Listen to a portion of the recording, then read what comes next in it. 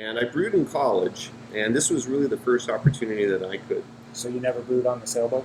No, a little No? small for that. Little small For that. A little hard to keep it Yeah, stabilized. yeah. And I was really just piddling. I didn't have anything else to do in the winter. I thought I would, make beer and go snowboarding. Yeah. Welcome to Stout Conversations, where every week we sit down with creative thinkers in the craft beer industry and beyond. Your hosts, Ken and April, live and work in a 24-foot RV, traveling the country in search of great stories around a great beer. From living on a sailboat in the Sea of Cortez to owning a brewery in Montana, JC and Hilary are no strangers when it comes to unexpected adventures. This week, Ken talks one-on-one with the original Darby Mountain Bandit, JC McDowell, owner of Bandit Brewing Company in Darby, Montana, where he revels us with tales of sailboat adventures, becoming mayor, and falling in love with the community. So, Bandit Brewing in Darby, Montana. You got to give us a little background because you're not a Montana guy, right? No. Not originally. So, how do you end up with a brewery in Darby, Montana, home of 700-800 people? Yeah, about 700 people, 1 square mile town, South Valley of the Bitterroot in Montana. The entire South Valley has about a population of 3,000 people. Okay. My wife and I, we have 2 children, and now 9 and 11. And I was a small developer in Atlanta, and I went to Georgia Tech, or in Limerick. Okay. And I was doing development with another partner. When 2008 hit, we went bust like a lot of folks did. Oh yeah, that was a rough time Yeah. for everybody. Yeah, and Atlanta especially was hit hard. And we were fortunate that we owned a sailboat, and we ended up losing the cars, losing the houses, losing everything but the sailboat. And with a 7-month-old baby, we moved on the sailboat and basically drifted down to Key West, Florida. And that was right out, literally January. So you're talking literally moved onto the sailboat, Yeah. living on the sailboat. Yeah. With a 7-month-old? Yeah. Woo! Yeah. Holy cow. Going That down is the insane. intercoastal waterway. And at the time, I had a lot of friends that were really struggling in real estate especially, to keep going. And that Yeah. they were basically just spinning their wheels and not getting very far. And we decided to opt out and wait for the economy to stabilize so that we could figure out a good direction to move forward. And in the 4 months, we got down to Key West, and as oftentimes does happen on a small boat, we got pregnant with another child. And we said we needed a bigger boat. So we ended up selling that boat. I moved back to Atlanta to do some construction work, and we found the perfect boat in the Sea of Cortez in Mexico. Oh wow. I know. Okay. And you're asking, what does this have to do with beer? So No, we'll get to the beer, I'm sure, but I'm pretty fascinated here because we actually live in our RV, so right, this isn't completely foreign to me, but on a boat, yeah. right. So here I am. Sea of Cortez. I've got a small infant, a 1-year-old, and then I've got another child on the way, and the economy's in ruins. And we just needed to make some cash. You got to do everything you can to put food on the table, and we're still living out of the boat. And we started doing food concessions at fairs and festivals, and because it made cash, so you could spend it instead of getting paid 2 weeks later or getting paid for a construction job a month later. And we started doing all these fairs and festivals, and they were bringing in cash. And then winter came in Georgia, and you don't do anything. So my family's from Arizona, and we had found this boat. So instead of us moving the boat to Georgia, we moved to the boat in the Sea of Cortez. Okay. Makes And sense. we had family across the border in Arizona. We moved down to the Sea of Cortez right off the mainland side, down by Guaymas, which is a nice little expat community in Mexico. And we fundamentally lived on the sailboat 6 months a year, raising 2 kids. And then we did food concessions during the summertime in the Rocky Mountain states. So was that kind of the food concessions was just to fund your lifestyle and Yeah. to be able to live on the boat? Well, Or if you did live you on a sailboat for 4 months and you still can talk to each other, you probably like it. There's a lot of people that would never want to do that again, and for us, we just loved it. We loved the seasonal lifestyle. So we really enjoyed having a summer gig that we would do and then be free all winter to live on a sailboat in Mexico. And that worked out great. We're doing very well. We started another business in the meantime, and that one prospered. And then as kids do, they grow up. And we took our second child down to Mexico when she was 2 months old and crossed the border and lived on a sailboat out in the middle of the bay. And as they got older, we kept thinking, we probably need to land. Probably need to find a place and land and put them in school. So when the kids were getting older, we started looking for small communities. And our criteria was, having come from Atlanta, I wanted a community of less than 1,000 people, no Walmarts, no Home Depots. And the benefit of that business, we travel all over the Rocky Mountain States to lots of small communities. Right. So you got to see everything firsthand. Yeah. Really experience these small communities, really see a lot of geography. Okay. So we agreed and we rented this cabin up the West Fork in the Bitterroot Valley. And, that year it must have snowed 300 inches. And my kids are used to being raised on a sailboat in Mexico. Where it's nice and warm most of the time. Yeah. So they got a chance to ski, snowboard, ride horses, dog mush, and we decided we liked it. So we end up, I find this building, and it said for rent for sale. Lo and behold, we're back in real estate. We end up closing on the property and we move in, and we're doing our thing. But as is in Montana, and it's fall, and weather comes, and we didn't have a lot of things to do, so I started home brewing beer again. And I brewed in college, and this was really the first opportunity that I could. So you never brewed on the sailboat? No, a little small for that. A little small for that. A little hard to keep it stabilized. Yeah. And a little warm, too, even in Mexico. Like that, yeah. So keep it cool. We bought a small, basically a 15-gallon kegger brew system, and I was fiddling with that. And we didn't know anybody, so we'd invite people over to have a fresh beer and make friends. And people kept saying, you should open a brewery. Darby really needs a brewery. And I was really just piddling. I didn't have anything else to do in the winter. I thought I would make beer and go snowboarding. Yeah. And we looked around, and the property was commercially zoned.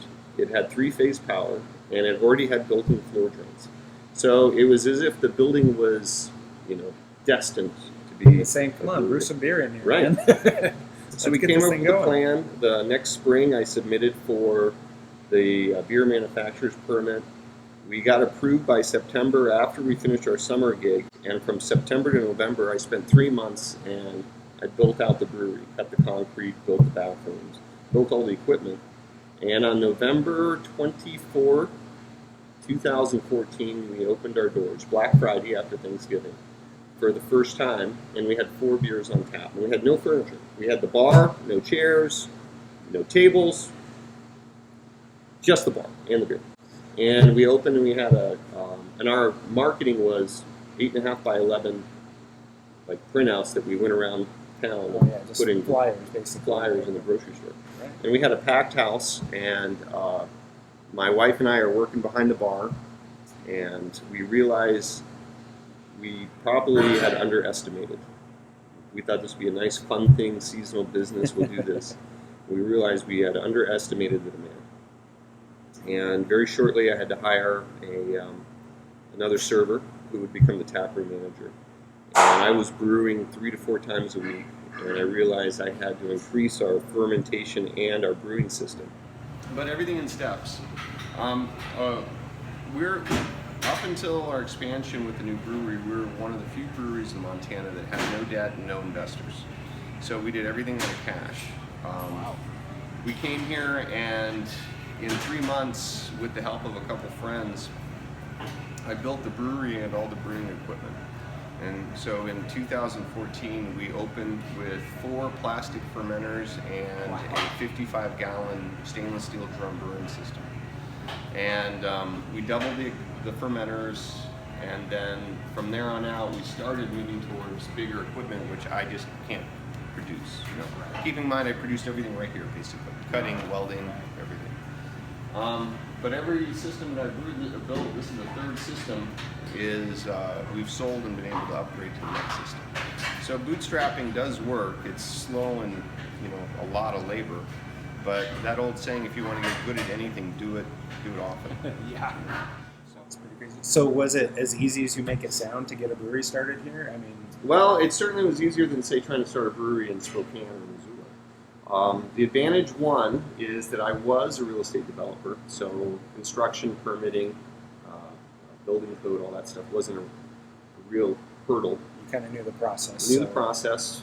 Two, it's a small community, doesn't have the same permitting requirements necessarily that, say, a large city does. So it meant that I could do fundamentally most of the work myself. Okay. And so that really kept costs down.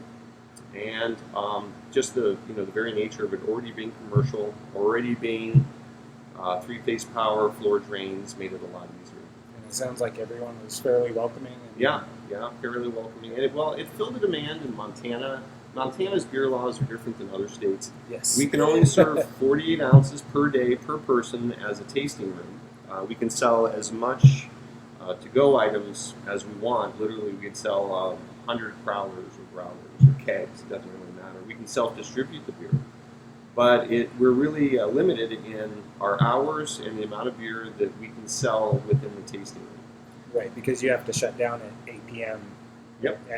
Regardless of the day, Friday, Saturday, doesn't matter. You got it. And the 48-ounce rule, which, some right. beers you could, nice summer lawnmower beer, you could drink a six-pack in no time.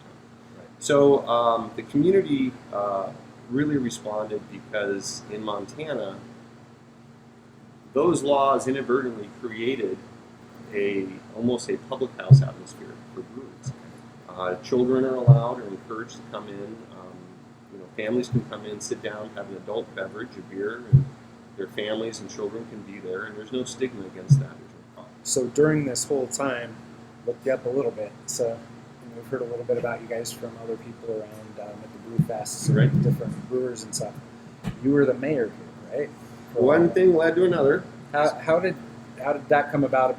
I mean, trying to start a brewery, you moved your family here, you moved your business here, you open a new business here. All this, how does becoming mayor fit into that whole picture? And I looked at it is that this is something I could contribute to the community, and that from my experience, and that I could help. I could work with the planning and the organization and the business management side of things.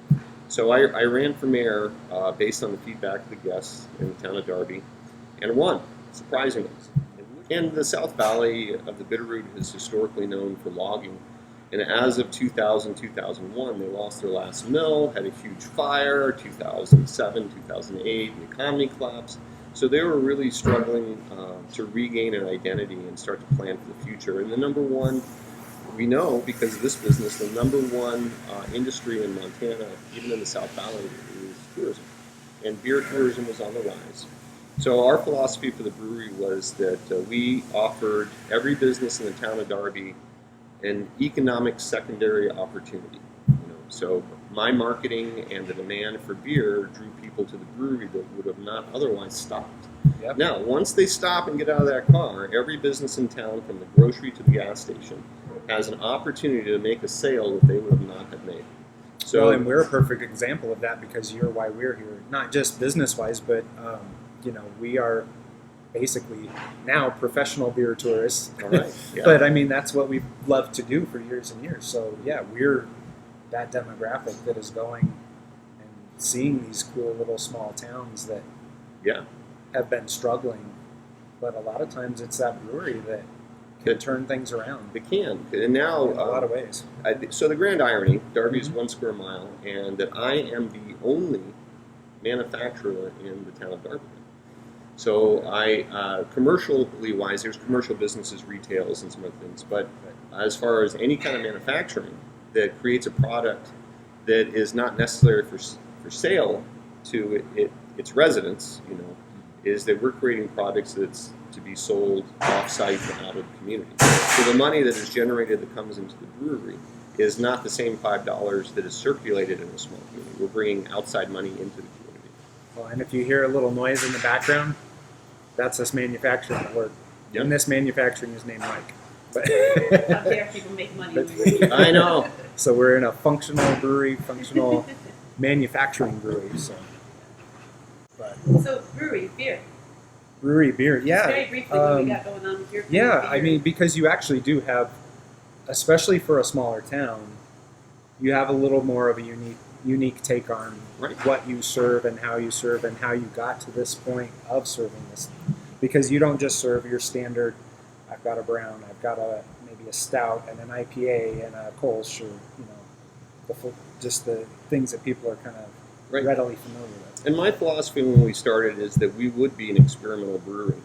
I from day one, didn't really anticipate that we would grow even to where we are today, but to grow with an eye towards distribution and, say, retail production, cans and bottles. So philosophically, if you're only going to sell whatever you have on the tap wall, there is no absolute requirement to repeat exactly the same beers. And that was a real shift. When we moved into the Valley and opened the brewery, is that we started with 11 taps, and at the time most breweries had maybe 6 taps. And we also had 2 nitro taps, and we were one of the few breweries that actually had a nitro tap. And for me, being the beer geek, is that I wanted to display at least one of the 7 major beer styles, and I love a really good nitro beer, so I wanted to have a nitro beer. And as that beer geek, is that I want flavor. I want variety of flavor, and I want to try new things. So over the last 4.5 years now, we have produced well over 300 different recipes, and we've allowed the guests to basically define which beers they think should be the flagships. So you've moved into this community, you've made it your own, you built up the brewery, and now I see a large for sale sign outside. Yeah. So yeah. What the heck is Bandit for sale, or what's the for sale sign? So the land is for sale. The buildings are for sale. So we... Bandit Brewing is not for sale. Correct. Okay. Bandit Brewing. In fact, we're changing our name. Well, I got a letter from Sutter Homes Winery 2 years ago with a right at the top cease and desist because they own Bandit Wine. I'm like, hey, you make beer, so I want that trademark. And he said, yeah, but they have a lot more money than you. So he recommended finding another name because of the costs associated with trying to secure that. Yeah, it would have been overwhelming. So we literally found names that we could trademark, and then we would test them out here, get feedback from the guests, and we narrowed it down to 2, and the one we settled on was Brigand. So a bandit, a brigand is a mountain bandit. So it wasn't a stretch. I could keep the same, icon, the logo, and the only thing we had to change was we take out Bandit and replace it with Brigand mark. And when we make the transition to the new brewery that we're building, is we're going to do a 100% brand change. In the meantime, I've started kind of cross-branding some merchandise to kind of warm up the local market. Yeah.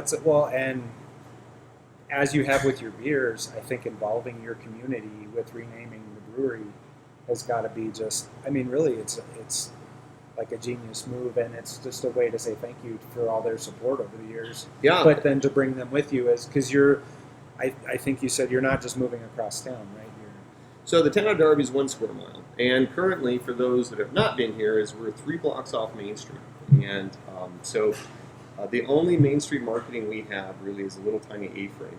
And we had to make the decision because we're rubbing elbows in the back, is we had to decide whether we were going to expand on the same site or we were going to look for a new location to try to take advantage of our local highway, 93, which runs through the valley, one way in, one way out. Yeah, that's the road that takes you all the way down into Idaho or all the way up towards Missoula or Glacier or wherever you want to go. So in the end, we decided that we found a piece of land that is right on the highway access, but also has access to the Bitterroot River, which is a huge attraction for fly fishing for us in the valley.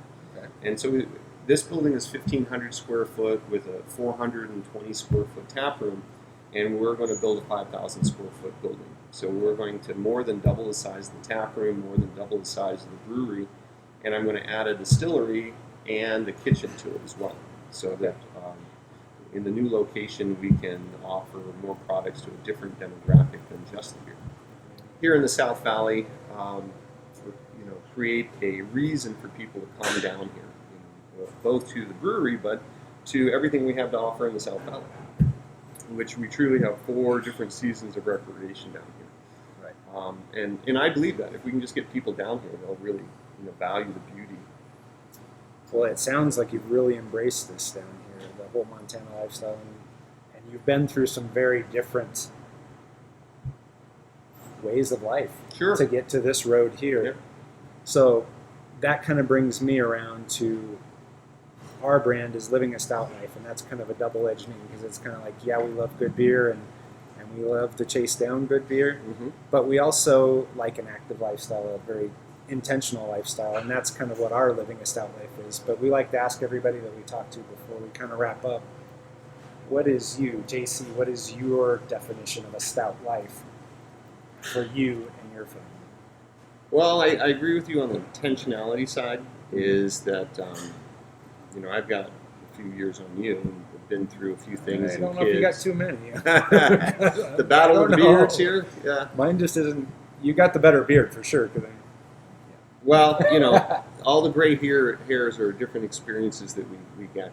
But I would agree with you on the intentionality of it, is that you set forth doing something very intentional. It's not necessarily random, but you have to allow for the wonderful new experiences that you never planned or could actually predict will come forward. So intentionality is, to me, is really key. We could have never planned that we would be here doing this. 10 years ago, if you had told me that, I'd call you a liar. And, to take advantage of the opportunities that are presented to you, because everything can be a new adventure and can lead to new experiences, which will in turn open new doors, which will lead to new experiences and new adventures. So that to me is, the definition of a stout life, living intentionally and moving forward, open to new possibility. I love it. Well, with that, can we bring our off-camera specialist in? Yeah, because we got to do a little cheers, right? Cheers. All right. Cheers. Cheers. Cheers with anything. We have new conversations every week. Be sure to subscribe to Living a Stout Life so you don't miss out. The new name for the brewery will be Brigand Brewing Company.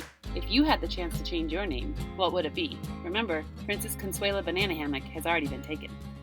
They're helicopter loggers, but they use this shop to rebuild their heavy equipment, like, big trucks and stuff. When we came in here, there was helicopter wings sitting inside the building, and he said that the blades were more expensive than the real estate itself. Really? Wow. Yeah, so that was interesting. And they built that, and so now this is kind of a fixture, and we're building a new brewery, and we're going to take it with us. Yeah. Yeah. That is pretty cool. Yeah, this guy will eat through a quart of wood a day if it gets really cold. Really? Yeah. You could shove a lot of wood in it. It's beautiful, though. Expect midwinter here. Yeah. You're probably doing that. For the first 2 years, this was the only heat source, so I had to really crank it up at night when we expected the plunge below freezing, so the lines wouldn't freeze. Oh, yeah. Yeah, we added a gas heater later for stability for the tanks, but still, this is the primary heat source for the whole building. Wow. That's pretty amazing. Yeah. And it's got these blower fans, so it's real. Oh, okay. So you can actually kick heat. So that you get some hot air out of it. Oh, yeah. We actually have a small design issue, is that in the wintertime, they blow straight on the taps. So if we're not careful, it'll warm the taps and it'll foam some. Okay. So the tap room's all of about 450 square foot. 450? Yeah, and the whole plan was designed around that wood stove because it would have been such a pain to move it. Oh, So yeah. We originally were going to have the tap room on this side with the big doors, but we flip-flopped it because of that wood stove. We have 10-barrel fermenters, a 10-barrel bright tank. We built this as a 5-barrel brew system. This is our third brew system since we've been open, 4.5 years. We started with a 40-gallon brew system. It was a 55-gallon stainless drum. And within 6 months, I had to upgrade to a 3-barrel system, and we used that for 2 years. Every year, we've made a dramatic, leap forward. So the first year, we doubled our fermenters. We had 100-gallon fermenters, and we went to a 3-barrel brew system. The second year, we upgraded to the 10-barrel tanks, and all stainless steel, glycol jacketed. Third year, we upgraded the brew system to 5-barrel, and then this year, we broke ground for a new brewery. New brewery. Yeah, so this is 1,500 square foot. The new building's going to be 5,000 square foot. Yeah. Do you so feel it's you've outgrown this space? Yeah, as you can see, is we literally barely have elbow room in here. Yeah. So we pretty much have a permanent bruise right around this area from walking down. It's probably fun when it comes time to clean up. And, Yeah, it's tight. Getting the ladders in there and everything, it's very tight. So we had to get we have an external container for the grain for storage because we just couldn't fit it anymore. We have nowhere to put it in here right That now. was this outside? Yeah. So we have a 40-foot container. Are you going to be able in your brew house to like have that outside, but then like? Well, our goal initially is, even with a 5,000 square foot building, we're already looking at it and it's already too small. So the plan is when we get the distillery up and running, which is 1 year after the brewery, get the brewery number one, then we'll go for the distillery, is that we already know we're going to need a grain silo. Especially when you start distilling. Yeah, so a good example is that this is a 10 barrel tank, so this is 310 gallons productive yield, and to distill whiskey, we would have to ferment fully 2 full tanks, which is a ton of grain. So if our production objective on the distillery is 20 barrels of whiskey, not including the vodka or the gin, we're talking 20 tons of grain. Right now we're going through, I'd say 10 to 12 ton of grain just for the beer production. So it will dramatically increase the grain yield there that we're going to have. So it makes sense at that point because our primary product is going to be the Montana 2-row barley that we would get. So the silo makes sense at that stage. Yeah.